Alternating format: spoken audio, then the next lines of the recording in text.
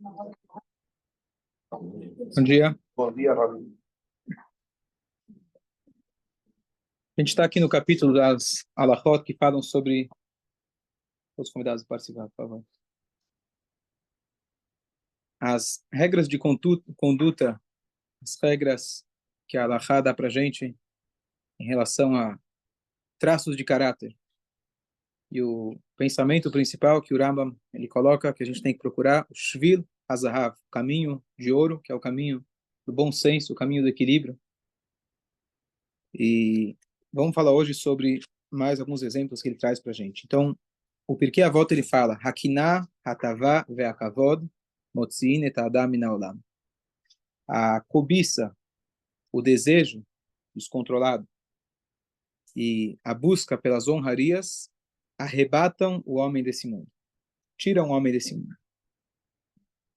E se a gente for pensar, a maioria dos problemas que a gente tem na vida, principalmente problemas interpessoais, é alguma coisa em relação a uma dessas três: inveja, desejo descontrolado ou a busca pelo kavod.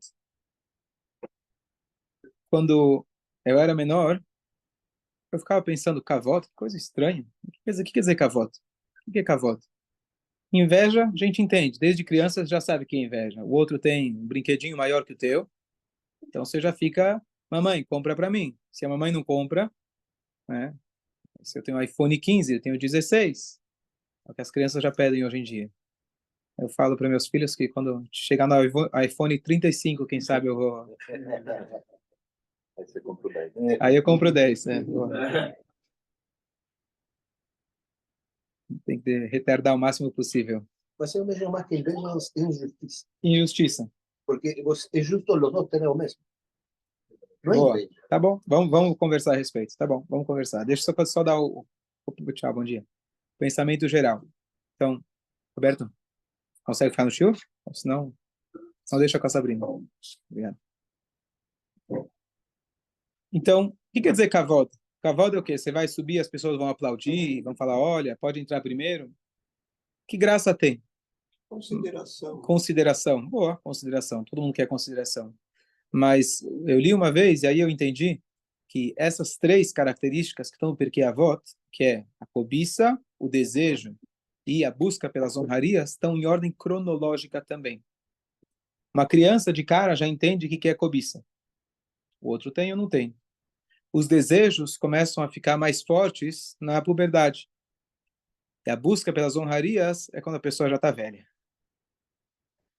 Não está muito velho. Mas quando você já está agora procurando que os outros deem aprovação para você.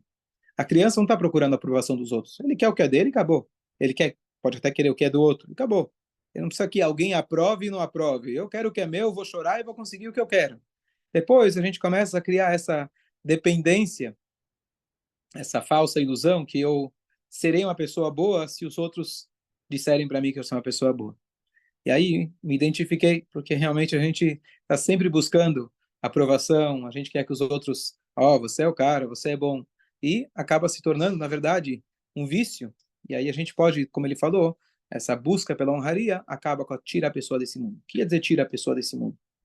Então, no nível mais extremo, quando a pessoa perde a cabeça, ele permite que os desejos tomem conta dele, Deus nos livre, overdose.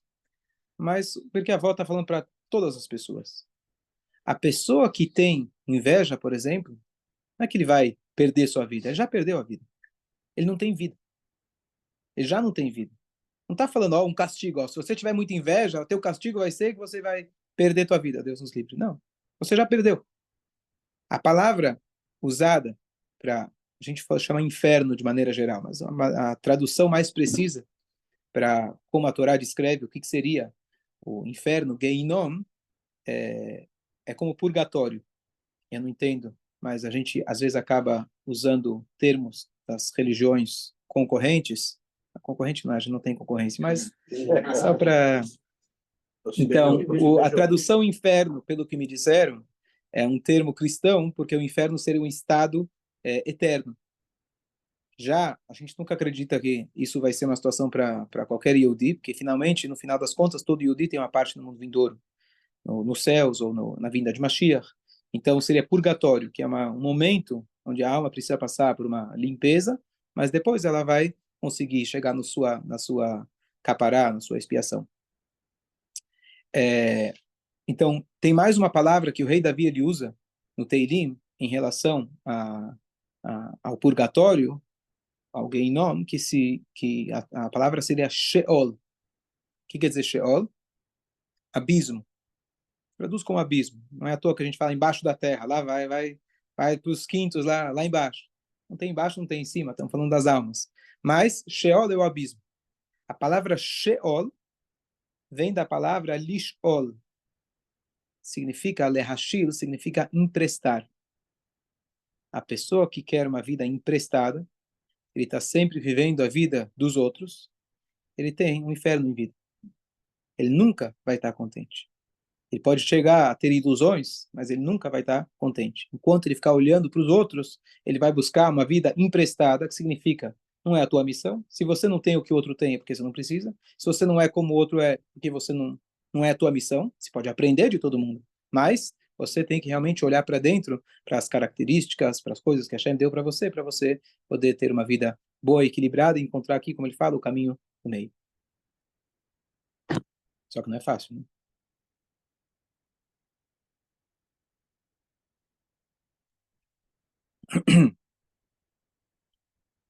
Como não é shiur de filosofia, tanto a gente está mais na Halachá, não dá para a gente se aprofundar em cada uma delas, mas eu já dei vários shurim a respeito de cada uma delas.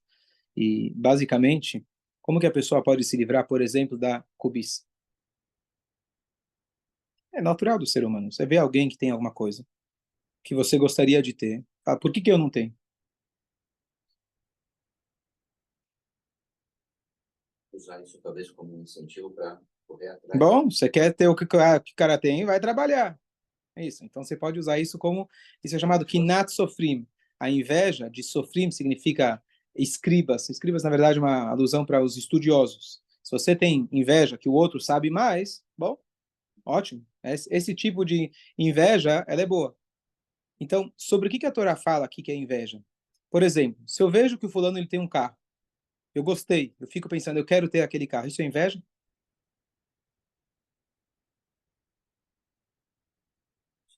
De certa forma, sim. Mas esse carro é só uma questão de eu ter o dinheiro e ir até a loja e comprar. Então, claro, é melhor eu olhar para dentro, tentar crescer na questão espiritual, não ficar olhando o que o outro tem a mais no sentido físico, mas tudo bem. Em questão absoluta da Torá, eu fiz uma transgressão, eu vi o carro que você tem, comprei um igual. Eu vi uma roupa que você tem, comprei uma igual. O mundo funciona assim. A gente olha para o lado e vê o que o outro tem e compra. Então, isso não é chamado literalmente a cobiça. A cobiça que a Torá fala para a gente é o burro do outro, o escravo do outro, a esposa do outro. O que significa isso? Depois conclui dizendo tudo que o outro tem. Mas são tipos de coisas que você não tem como adquirir. Deus nos livre, se alguém olha para a esposa do outro, a esposa é do outro. Então, não adianta você achar, vou comprar uma igual. Não tem onde comprar uma igual. Certo? Então, o burro do outro, o escravo do outro eram exclusivas. Então, se alguém tem algo exclusivo e você está querendo aquilo, então você está o quê? Pensando como que eu posso pegar dele, me livrar dele e pegar o que é dele. Se você vai atrás disso e você, mesmo que você pague para a pessoa e você fica insistindo, eu quero comprar aquilo que é teu, aí você está na cobiça no sentido mais literal possível. Então, se tem algo no mercado, dá para você comprar igual, também, que nem a gente falou, não é o ideal, mas não é a cobiça no sentido literal. Qual é a maneira da gente não ter, ou pelo menos amenizar esse sentimento? Então, tem algumas coisas. Primeira coisa, fala, concentrar esse prova, para de olhar para o lado. Mas nós temos dois olhos. Difícil a gente só olhar para dentro. Então, tem alguns ensinamentos. Primeiro, a Torá fala para a gente, e tudo que seu amigo tem. Por que a Torá fala e tudo que seu amigo tem? Porque se você tem inveja do outro, você tem que aceitar o pacote completo. E normalmente você não conhece o pécale do outro. Não estou querendo dizer que todo rico é infeliz e que não, mas a gente só enxerga uma parte, uma fração pequena da vida do outro. Então você só quer aquela parte da vida do outro. Não. Aquela parte vem com um custo. Até falando de bens materiais, quanto mais bens materiais, mais preocupação. não necessariamente é o que você quer. Você quer só o benefício. Vem junto. A vida tem os dois lados. Então, em vez de você olhar para o lado, só pensa que se você tiver o que o outro tem ou ser quem o outro é, vai vir junto com o pé, cara. E a segunda coisa é uma coisa muito interessante. Se eu vejo alguém, por exemplo, que tem um jatinho, Baruch Hashem, aquele Yodi, aquele homem tem um jatinho, você sente inveja? Tá tão distante. Boa. Então está tão distante da minha realidade, você fala, não tem inveja. Ah, que legal, seria até bom, seria até legal, seria... Mas você não fica com aquele... Você não, consegue, você não vai deixar de dormir à noite porque o outro tem um jatinho. Agora, se é um amigo teu, fez a mesma escola que você, a mesma faculdade, tem a mesma profissão, e o carro dele é um pouco mais bonito que o teu, e você não consegue comprar o que ele tem, aí a pessoa é capaz de não dormir à noite, que ele fica incomodado. Como é que ele tem e eu não tenho? Ou seja, quando é algo inalcançável, pode até ter vontade, mas não tenho inveja, não tenho, aquilo não me consome, porque é inalcançável, está longe de mim. Se a gente se concentrar na nossa vida, a gente vai parar e saber de que aquilo que Hashem deu é o que eu preciso. Ter o que você tem é inalcançável. Então, tecnicamente, sim, eu posso juntar o dinheiro, comprar, mas é inalcançável eu realmente ter da maneira que você tem, ser quem você é. É inalcançável. Para de olhar para o outro. Você nunca vai ser o outro. Tira da cabeça. Esse é o pensamento. Aqui você está falando sobre inveja, né? Tem uma coisa sobre inveja que é muito importante, né? Isso não é o nosso caso, está falando da gente trabalhar em si, da gente não ter inveja, isso tudo é muito importante. Mas a inveja, ela é muito perigosa, porque muitas pessoas destroem por causa da inveja. Então, não é eu quero ter o que o outro tem, eu vou trabalhar, eu quero, o outro tem, Eu vou tirar dele. Eu vou tirar dele, ou eu vou destruir aquele carro, eu não posso comprar, então eu vou riscar o carro. Então, muito cuidado com a pessoa invejosa. Boa. Porque ela pode destruir. E às vezes ela Isso. nem quer ter, ela diz assim, se eu não tenho, ele também não vai ter. Exato. Não vou nem pegar para mim. Eu só vou destruir. Infelizmente, existe essa Tem uma sequência de pecados na Torá, em determinado momento, se não me engano, é Parashat Mishpatim, que ele fala que é proibido de emprestar com juros. E ele termina dizendo que vai se vender como escravo. Ele, na verdade, é a degradação do ser humano. Você começa fazendo uma coisa, e aí aquilo vai te levando a outra, você vai acabar roubando, você vai acabar, até Deus nos livre, matando, e aí ele vai, essa sequência. Então, realmente, o que acontece com a inveja, o mais comum é a gente, como eu não posso ter, então eu vou tirar do outro. E a gente acha que, assim, a gente consegue, pelo menos, se tranquilizar. Pô, isso destrói a vida da pessoa. Kavod. O que é kavod? Eu mereço. Eu mereço. Então, tem uma dose de kavod que cada um tem que ter por si mesmo, tá certo?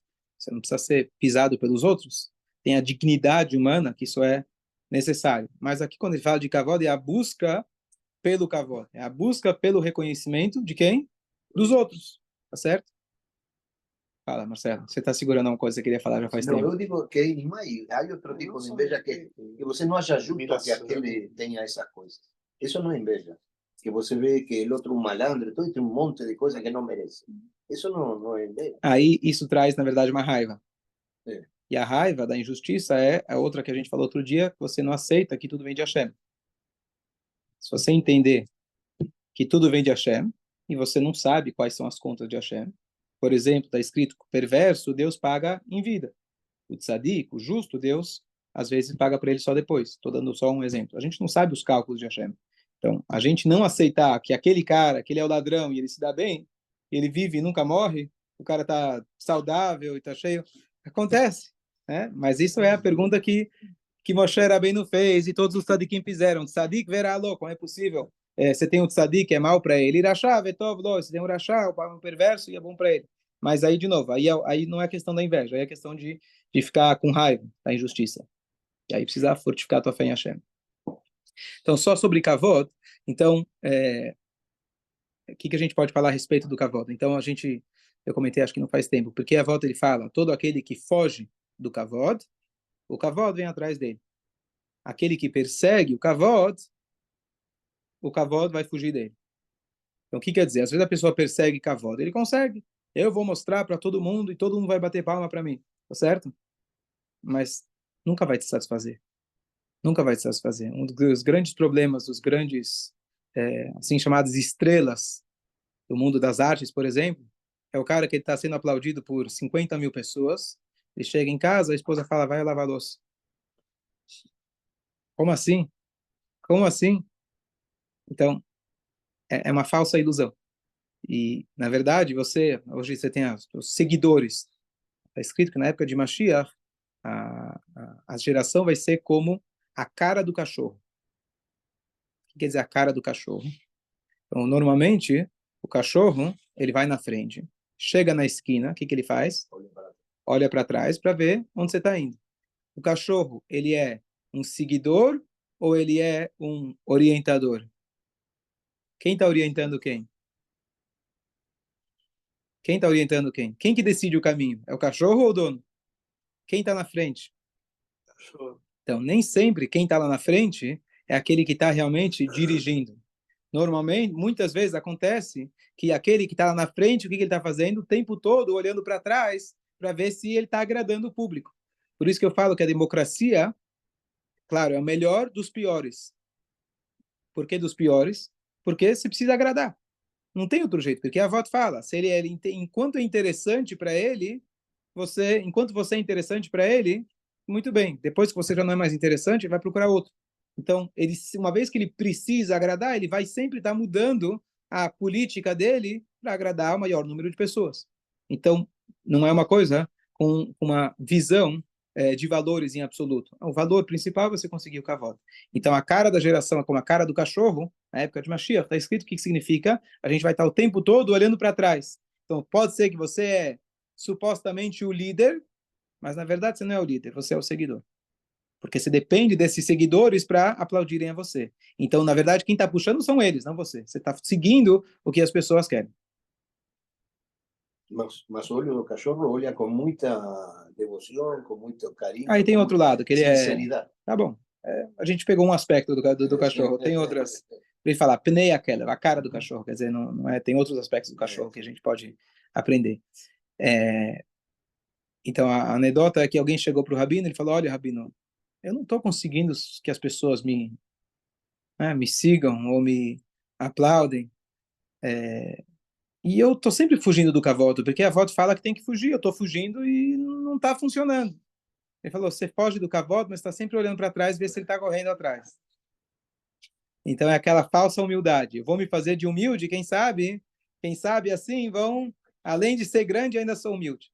Então, de novo, a resposta para tudo isso é a gente procurar servir a Hashem. Se a gente serve a Hashem, ninguém é nada perante a Hashem. A gente está aqui para servir. Quanto maior teu potencial, quanto alguém chega e fala, olha, você é um cara maravilhoso. Sinta com isso o tamanho da responsabilidade, não o privilégio, porque isso não cabe a você, a Hashem que deu para você. Você, quando alguém te elogia, ou se você buscou um elogio, tenta buscar a responsabilidade. Continuamos? Vamos lá. E a humildade também é só para quem é grande, né? Humildade é só para quem é grande. Se o cara é um gurnis... Exatamente. Então, quem você acha que é para ser humilde? Você não tem nada para mostrar mesmo? Tá certo? Ok. Logo no início do Shulchan Aruch, aqui ele traz isso de volta. Logo no primeiro capítulo, na terceira alahá, ele fala que a pessoa não deve ter vergonha dos outros. Justamente aquilo que a gente falou do líder. Se você está fazendo o que Hashem quer, você não precisa buscar ser uma pessoa hostil, Deus nos livre. Você tem que ser uma pessoa que agrada aos outros. Mas o teu critério não é se eu estou agradando ou não. Você não pode ter vergonha de fazer a vontade de Hashem. E um dos maiores prazeres que as pessoas têm é gozar de uma pessoa religiosa. É um dos maiores prazeres que existe. Você goza. Por quê? No fundo, você fala, bom, esse cara está tendo princípios na vida dele, talvez eu também deveria estar fazendo. Não, melhor eu riscar o carro dele, fica mais fácil. Assim eu me sinto mais aliviado. E a pessoa tem que estar pronta para escutar a sua gozação e continuar servindo a Hashem. O que não é fácil. E diz aqui o Rambam, de que é comum que a pessoa vai seguir o caminho, a conduta dos seus vizinhos. Por isso é importante você saber escolher aonde você vai morar. Ele chega no extremo, ele fala, se você não tem nenhuma sociedade na tua época que ela está civilizada, está moralizada, vai morar numa ilha. Vai morar numa ilha. Então, é importante a gente escolher nossos vizinhos. Os vizinhos também significa quem são seus amigos, quem são as pessoas que você tem o contato.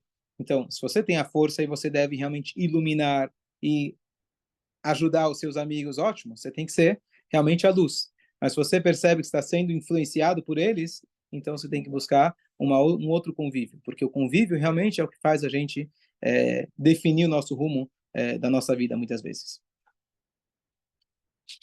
E por isso a gente tem aquela mitzvah, é verdade que a Torá fala para a gente que você deve se grudar em Deus. O que significa grudar em Deus?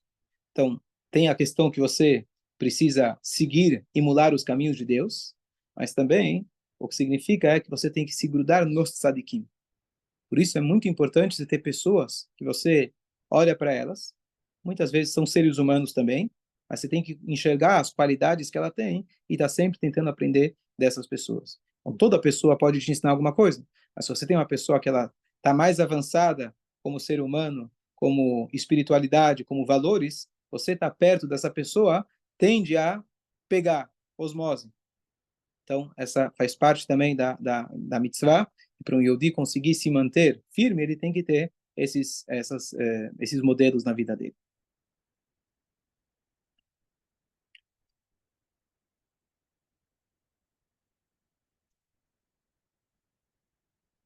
A pessoa deve tentar se casar, ou casar a sua filha, por exemplo, com um Talmid Chacham, estudioso da Torá. A pessoa deve tentar, quando você vai sentar para comer, você chega numa festa, vai escolher a mesa. Tem a mesa da política, a mesa do futebol, a mesa dos caras que estão no celular, a mesa dos caras que... Então, você precisa escolher a mesa que você vai. Então, a mesa dos amigos. A pergunta é quem são seus amigos? Você precisa escolher os amigos. Então, os amigos são aqueles que realmente se importam com você. Então, são pessoas que realmente estão preocupadas com o outro. Tá certo? Muito bom. E aqui ele fala, tem que procurar os tzadikim, ou seja, as pessoas justas, as pessoas boas. Você tem que sentar ao lado dessas pessoas. Falar uma coisa? Ele pode ficar, se quiser. E aqui, como uma halachá, como se fosse apenas mais uma halachá, mais uma lei, como se fosse mais alguma coisa não tão importante, mas o que ele diz aqui?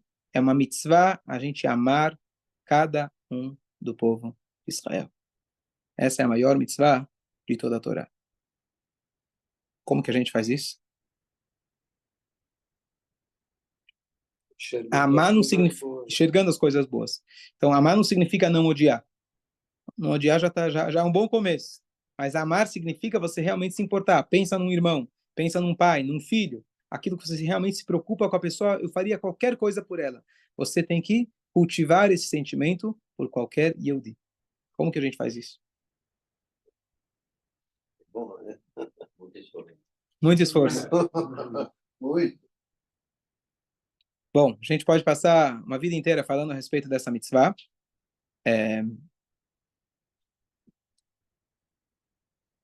A primeira coisa é a gente perceber e saber que a gente é uma família. Especialmente agora, no momento de aperto, é quando você liga para o teu irmão e fala, me ajuda aqui, tô no buraco. Então, infelizmente, o nosso povo é muito bom quando chega nesses momentos de apertos, de a gente realmente mostrar como realmente somos uma família. E os outros povos, às vezes, não entendem. O que você... Está lá longe, está milhares de quilômetros, o cara está lá em Gaza, está em Israel, o que te importa? Você não consegue dormir à noite? Quero saber aqui, quem conseguiu dormir aqui na primeira semana? Foi 7 de outubro. Faz tempo. Nossa, Ainda não conseguiu?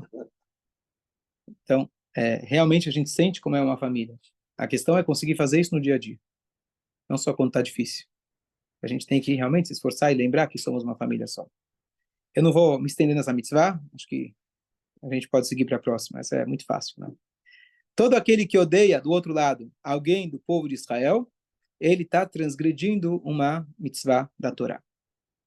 E aqui, a pergunta é como você faz? A pessoa te fez alguma coisa e te prejudicou? Aquele cara, você vê que parece que injustamente ele tem muito mais do que eu. Você não gosta daquela pessoa, o que você faz?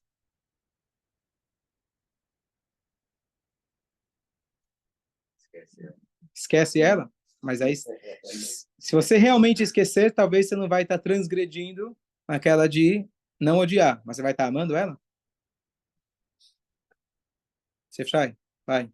Mas sendo bem real, assim, pisando, né, no solo firme, já é uma boa coisa, assim. A gente... Já conseguir esquecer já é uma boa coisa. Sim, não dá para amar, sabe? É meio hipocrisia. Você amar quem fez coisas que realmente te machucaram e prejudicaram. Então, deixa ele lá. Pô, então, Aqui. a Torá é muito prática, e a Torá não exige da gente coisas que a gente não consegue. Se a Torá fala Se afasta. que você tem que amar todo Yehudi, de algum jeito você tem que amar todo Yehudi. A pergunta é como? Então, a medicina preventiva é sempre melhor do que a reativa. Então, qual que é a medicina preventiva? A própria Torá fala para a gente. No mesmo passo que ela fala, não odeie seu irmão e seu coração, ela fala, advirta o seu irmão. O que significa isso? Então, nós brasileiros, a gente tem muito medo de ofender as pessoas. A gente prefere ser simpático, fingir que, passa lá em casa, vem tomar um café, você não deu o endereço, você não está interessado, só para o outro não ficar ofendido. Isso é um problema grande.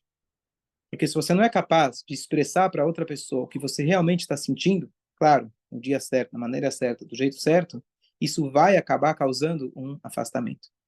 A pessoa tem que ser capaz, se você começou a fazer alguma coisa, pode ter sido um olhar, eu tenho que ser capaz de chegar e confrontar você. Com amor, com o intuito de se aproximar, mas evitar chegar no desastre. Então, quando a coisa começa, a Torá já fala, antes de você odiar, porque senão você vai odiar, não tem jeito. Se alguém te fez alguma coisa e você não falou para ela, a Torá conta para a gente, os irmãos de Yosef, por mais que eles foi complicado aquilo que eles fizeram com Yosef e venderam ele, a Torá fala, olha, tem uma vantagem. Tem um fato redentivo aqui, tem uma coisa boa. Qual que era? Velo yachlu da broda shalom. Eles não conseguiam conversar em paz. Diz Urashi, que bom. Pelo menos eles expressavam e falavam, olha, a gente está nervoso, a gente está com, seja, inveja de você. Eles deixavam muito claro. É melhor do que você guardar no coração. E essa é uma maneira de você, eventualmente, até resolver. A pessoa pode ser capaz, fiz mesmo e te odeio. Ok? Você precisa ficar com pena daquela pessoa. Ou, você precisa esclarecer. Ele fez alguma coisa sem intenção. Então, essa é a mitzvah de não odiar o próximo.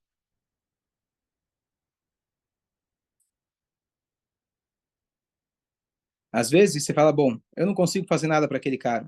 Aquele cara é muito poderoso. Deixa eu rezar para Deus se vingar daquele cara. Posso fazer isso? De um Yehudi, eu não posso fazer isso. Não. O que seria às vezes falar, bom, eu não vou bater no cara, eu não vou prejudicar ele, mas eu acredito na reza, Deus é forte, Deus é justo, Deus, faz favor, faz justiça com aquele cara. Se você faz isso, Hashem também vai fazer justiça com você.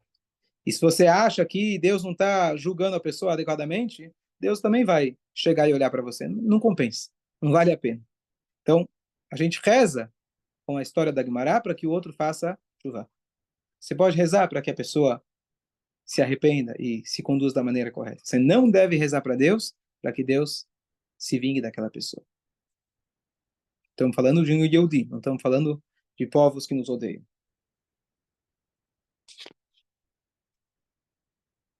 Agora, o Yehudi é traidor.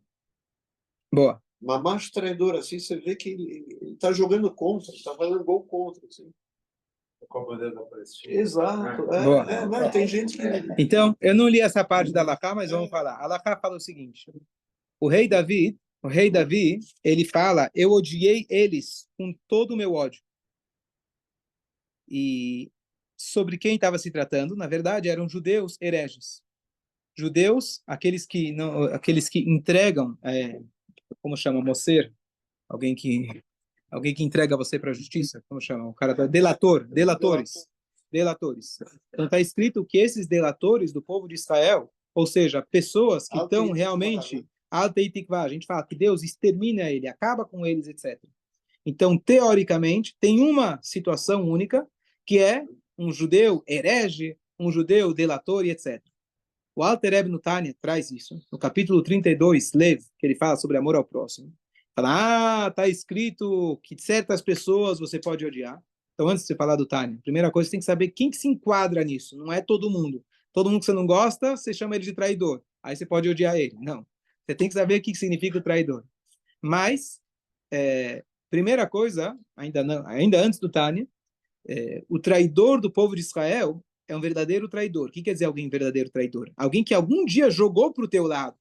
Ele foi educado, foi orientado e ele sabe qual é o seu lado. E um belo dia ele decidiu deliberadamente se tornar um delator, que é o que tinha na época do Beit HaMikdash, Tzadok, Baitos, esses eram tzadikim originalmente, que eles se tornaram delatores do povo judeu. Literalmente mudaram de time.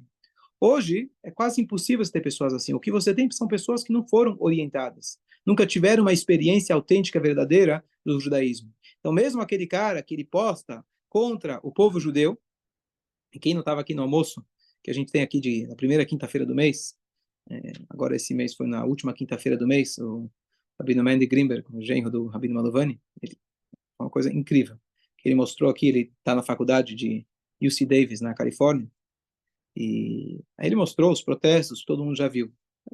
Aí falei, legal, tá, um videozinho, mais um videozinho, os protestos lá. Atrás estava ele colocando o tefilim com alguns judeus. Mas agora tem uma coisa mais interessante. Alguém está fazendo o vídeo, alguém dele, não sei quem é essa. E na hora da passeata, em 2 vídeos diferentes, dos que estão passeando, fazem tchauzinho para ele. São pessoas que frequentam a casa dele. Judeus que frequentam a casa dele. E tipo, tá na passeata falando morte aos judeus, te vejo hoje à noite. Shabbat Shalom. Você vê o cara, 2 vídeos diferentes, pessoas diferentes fazendo tchauzinho. Ele falou, peraí. E estava explicando pra gente. Como é possível? Como é possível? E o cara nem percebe. Não é que ele foi com a cafia. Ele falou, tinha outro cara que ele coloca tefilim com ele, mas só coloca se ele, em vez de equipar, ele coloca cafia na cabeça.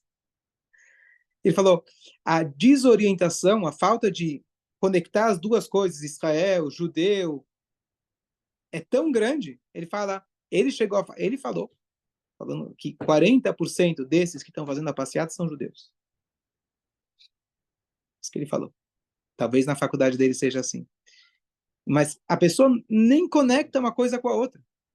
Ou seja, é totalmente falta de ter uma educação básica. Ele não sabe. Eu não estou justificando, que a gente não quer justificar. Mas só para a gente saber o que significa, até mesmo o traidor do povo de Israel está dando tchauzinho, ele nem sabe. Ele nem entendeu que tem uma conexão entre o jantar de Shabat com ele protestando a favor da Palestina. Ele não sabe, não tem a mínima ideia. Intifada, talvez ele nem sabe o que significa. Então, estamos falando aqui de o cara da universidade. Teoricamente, o cara com educação. E mais ainda, um Yehudi que nunca teve uma exposição a um judaísmo autêntico e verdadeiro. Ele nunca teve uma experiência. Então, cabe a nós fazer o que ele está fazendo, tentar orientar essas pessoas, tentar aproximar essas pessoas. E o ódio aqui não vai ajudar nada.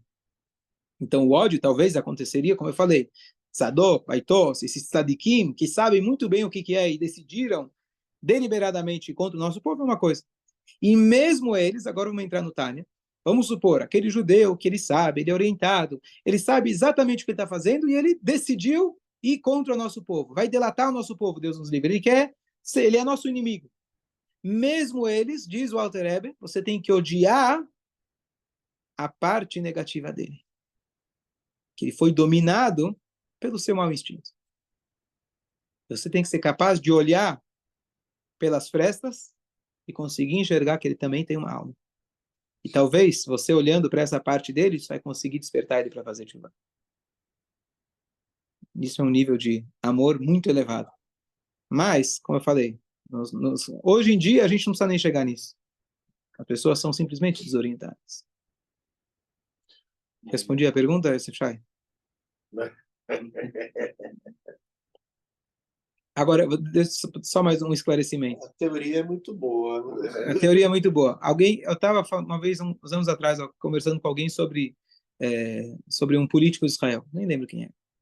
E aí ele falou, era alguém que com certeza não era da minha linha de pensamento não é de acordo com a Torá, etc. Aí o cara vira e fala para mim, mas não tem que amar todo judeu? Sim. Então vota nele. Ele me fez pensar.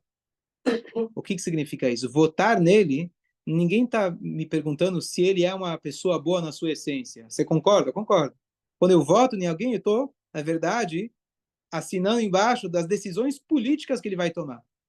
Então, não quer dizer que eu amo a pessoa, que eu concordo com tudo que ela faça, e não significa que eu não vou protestar aquilo que ela está fazendo de errado, que é a próxima halakha, que é a nossa obrigação, a gente protestar, a gente advertir, a gente ensinar, etc. São duas coisas diferentes. Já que você é meu irmão, eu gosto tanto de você, me incomoda o fato que você está desorientado. Mas isso não é ódio, é um resultado do amor. Fala, Arthur. Só uma palavra também sobre isso, você vê que tem casais que são completamente, eles sempre têm uma família, mas politicamente, às vezes o marido é direita, a mulher é esquerda, ou vice-versa, eles não tem nada a ver isso. Concordo com você, Rabi. Agora, sobre as pessoas estão desorientadas que o senhor estava falando, de muitos muitos eu acho que é impossível influenciar, mas existem pessoas que são inteligentes do outro lado também, entendeu? Essa ideia do antisionismo, o sionismo é um dos movimentos mais importantes para nós, entendeu? Já, como o Rabino já disse, já vem antes, não é agora, não começou com Herzl, começou muito antes, né? Mas só que isso que está fazendo, essa base, por exemplo, que o Odemar estava falando já com o Breno Altman, ele é um homem inteligente, ele, pelo lado dele, claro que ele está falando coisa errada, mas pelo lado dele, ele sabe do que ele está falando. Sim. Por sim. exemplo, aqueles rabinos de Nova York, eles estudam, eles são sim. religiosos, eles estão com a Palestina, eles falam com Então, essa é a questão. Como agir como esses? Porque esses também influenciam. Boa, muito boa pergunta. Aí já não estamos mais falando do amor. A pergunta é outra. Temos judeus que estão influenciando, infelizmente, de maneira negativa. Os maiores inimigos nossos somos nós mesmos, infelizmente. A pergunta é como lidar com isso. Então, como lidar? Não estamos falando do amor. Amor significa nós somos irmãos, independente da tua opinião política, independente daquilo que você fez. Eu sei que você é meu irmão, eu não vou riscar você da minha lista. Você pode estar fazendo um mal tremendo e eu preciso tomar todas as atitudes para conseguir bloquear esse mal. Então, tem pessoas de influência política e tem esse papel na comunidade que eles vão ter que tomar as atitudes necessárias, seja em medida de segurança, seja responder politicamente, seja lutar pelos nossos direitos, etc. Tem muita gente, mas a maioria de nós só somos seguidores, ficam lendo. A gente não luta com a escuridão com um cacetete. A escuridão, você luta com sabedoria. Você luta com conhecimento. Você luta com luz, com kedushá, com santidade. Não adianta você tentar rebater e discutir com o cara. Nós, na vida, todos nós, a gente se vende como cientista. Estamos em busca da verdade. Estamos em busca da informação. Na verdade, somos todos advogados. A gente já decidiu quem é o nosso cliente, já ganhei dinheiro dele, eu preciso proteger. E a gente não percebe. Eu já tenho minha visão política, eu não vou mudar. O que eu preciso agora é justificar. E eu não consigo nem enxergar o outro lado. São poucas pessoas que conseguem ter um debate honesto, objetivo. Então, você ficar tentando debater com um cara que já está definido, não vai adiantar nada. Traz sabedoria para ele, traz conhecimento, traz kedushá, traz santidade. O que o Rabino Mendel falou, quando as pessoas lá, o que você está fazendo? Estou colocando tefilim. O que é isso? Sionista? É sionismo? Não, estou colocando tefilim com os judeus. Os caras saem de lá sem ter o que falar, porque estou trazendo luz. Eu não vou começar agora a falar de Israel ou não de Israel. Para quê? Eu vou afastar mais pessoas, nesse momento, pelo menos. Depois que a pessoa já estiver pronta, eu talvez possa conversar com ele. Só para concluir, o Rebbe anterior, ele trouxe uma vez um machado, um exemplo, chamava banho turco.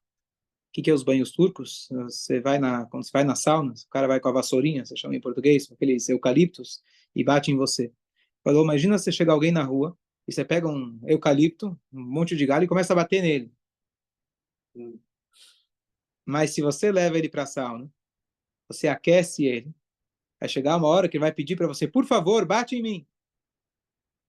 Assim que deve ser quando a gente quer ensinar ou até puxar a orelha de alguém. Primeiro você precisa aquecer aquela pessoa. Primeiro você tem que dar um abraço caloroso. Até que vai chegar o ponto que a pessoa vai te pedir, falar, poxa, eu quero ouvir o que vocês têm a dizer. Aí talvez alguma coisa vai entrar. Você chegar simplesmente com o melhor argumento do mundo, você não vai ganhar. Você primeiro precisa acender a luz. Bom dia a todos. Bom dia. Bom dia.